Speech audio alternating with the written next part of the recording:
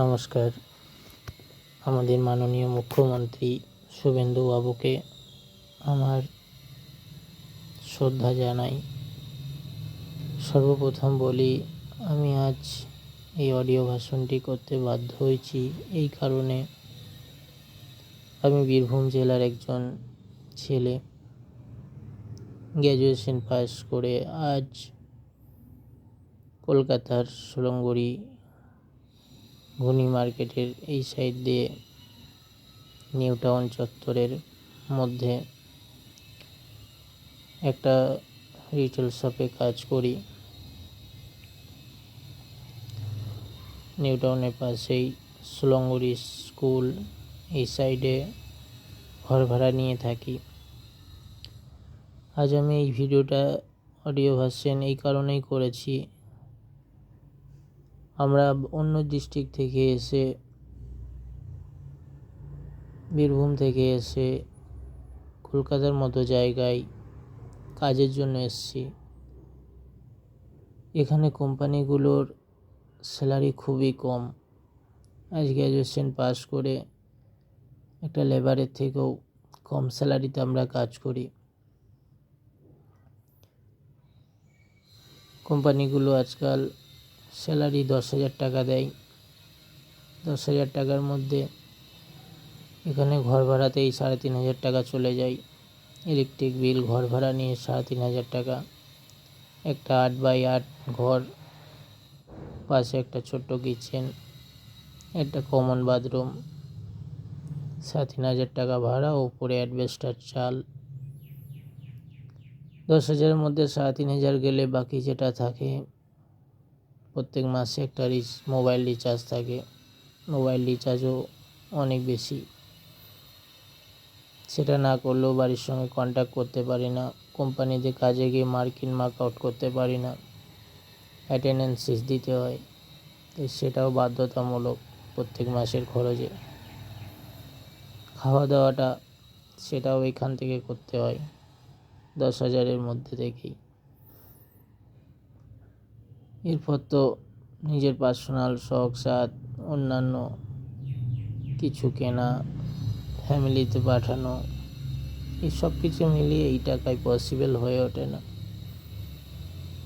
বাড়িতে বয়স্ক বাবা মা, তাদের কাছ থেকেও কোনো হেল্প চাইতে পারি না, তাই নিজের দুঃখ অন্যের কাছে প্রকাশ করতে পারি না।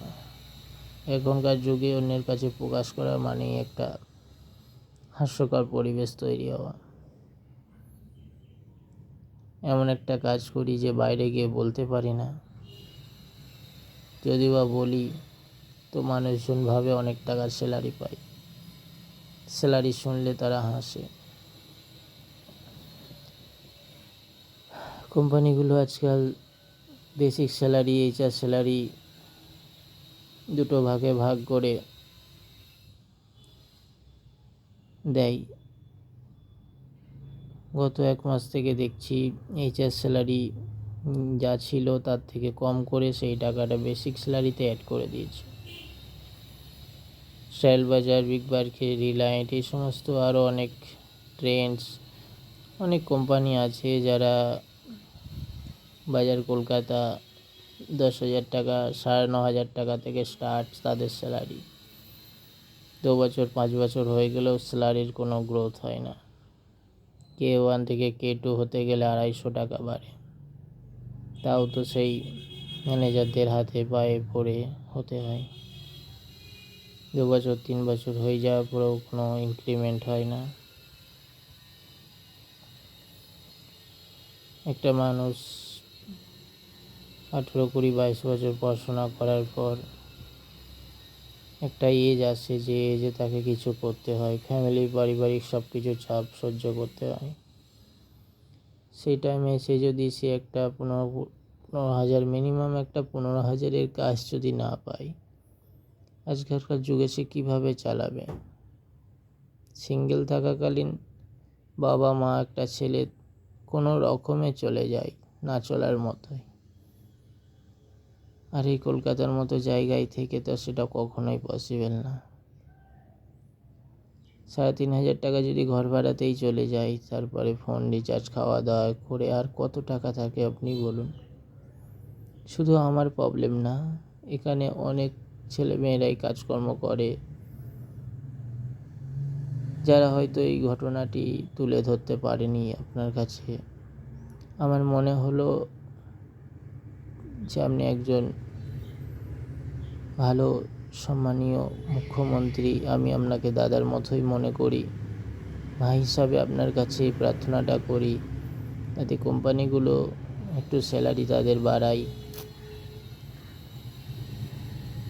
আর এই যে বহু মানুষ 10-15 বছর আগে থেকে এসে কলকাতার মতো জায়গায়, বাংলাদেশ অন্যান্য জায়গা থেকে এসে এখানে ঘরদোর বানিয়ে এখানেও সুবিধা ভোগ করছে, আই কার্ড বানিয়ে নিয়েছে, আবার বাংলাদেশেও তাদের সম্পত্তি আছে, যাতায়াত আছে।